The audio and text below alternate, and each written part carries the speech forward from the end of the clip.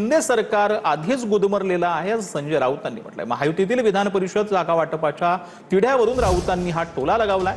तर आम्ही एकत्र आहोत याची विरोधी पक्षाला पोटदुखी असल्याचं प्रत्युत्तर एकनाथ शिंदेंनी दिलं।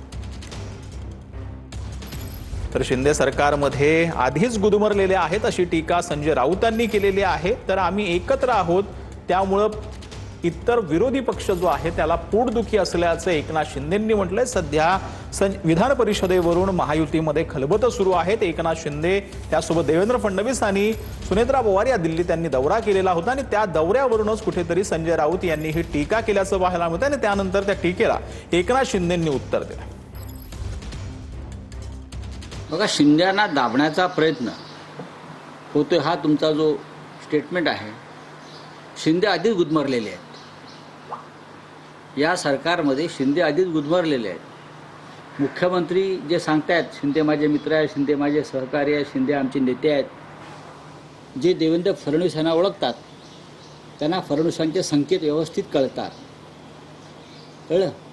त्याच्यामुळे भविष्यात जे काय घडणार आहे त्याची ही नांदी आहे, इतकंच मी सांगतो। म्हणूनच जी जमावजमाव सुरू आहे, महायुती मजबूत आहे, आम्ही एकत्र काम करतोय, एकत्र महाराष्ट्राचा विकास वेगाने सुरू आहे, याची पोटदुखी विरोधी पक्षाला आहे।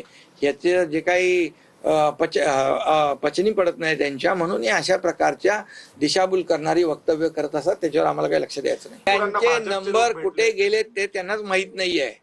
त्यांचे नंबर जे आहेत ना, किती नंबरला गेले तेच त्यांना कळत नाहीये। संजय राऊतांनी त्यांच्या पक्षाची काळजी घ्यावी असं अनिल पाटील यांनी म्हटलं। राष्ट्रवादीचे आमदार अनिल पाटलांकडून ठाकरेंच्या शिवसेनेचा शिवसेना असा उल्लेख करण्यात आलाय। राऊतांनी त्यांचा पक्ष रसातळाला नेण्याचा विडा उचलला असं अनिल पाटील यांनी म्हटलं। आपण आपल्या पक्षाची काळजी करावी। उद्धव बाळासाहेब ठाकरे साहेबांची शिवसेना आहे का तिला तुम्ही शिवसेना केलेली आहे? आता आपल्या पक्षाला तुम्ही शिवसेनेचं विराट असलेलं स्वरूप ते शिवसेनेमध्ये जर का आणण्याचा जर का यशस्वी प्रयत्न केला असेल, दुसऱ्याच्या पक्षावर तुम्हाला बोलण्याचा तरी काय अधिकार आहे? कुठल्या तरी पक्षाकडनं सुपारी घेतलेली आहे, ती सुपारी घेऊन आपला पक्ष रसातळाला कसा जाणार नाही याची जर का काळजी घेतली तर ते जास्त अधिक बरं राहील। तर सामान्य जनतेलाच पेट्रोल डिझेल बचतीचं आवाहन केलं जातं असं भागेश्वर बाबा यांनी म्हटलं। इंधन बचतीसाठी चार्टर्ड विमान बंद केली असती तर बरं झालं असतं असं भागेश्वर बाबांनी म्हटलंय। राजकारणांचेही 3 महिन्यांचे पगार देऊ नका असं भागेश्वर बाबांनी म्हटलं। इंधन बचतीच्या आव्हानानंतर भागेश्वर बाबांनी हे आवाहन केलेलं आहे। आम जनता से तो प्रार्थना की गई कि डीजल पेट्रोल बहुत कम जलाएं, काश नेताओं के चार्टरों पर भी रोक लगाया जाता, बड़ा मजा आता, क्योंकि सबसे ज्यादा तो उसमें ही फूकता है। और काश, ये बहुत अच्छी अपील थी कि डीजल पेट्रोल बचाना चाहिए, पर एक काम और होना चाहिए था, 3 महीने के लिए नेताओं की सैलरी कट करनी चाहिए। भारत का रुपया कमजोर हो रहा, मजबूत करो। संभाजीनगर जालना विधान परिषदेची जागा भाजपला सुटावी असं किशोर शितोळे यांनी म्हटलंय। किशोर शितोळे भाजपचे छत्रपती संभाजीनगरचे जिल्हाध्यक्ष आहेत। स्वबळावरही भाजप या जागांवर आघाडीवर राहील असं देखील किशोर शितोळे यांनी म्हटलं। जिल्हा परिषदेला शिवसेनेनं ऐनवेळी युती तोडल्यानं आमची फजिती झालेली असं शितोळे यांनी म्हटलं।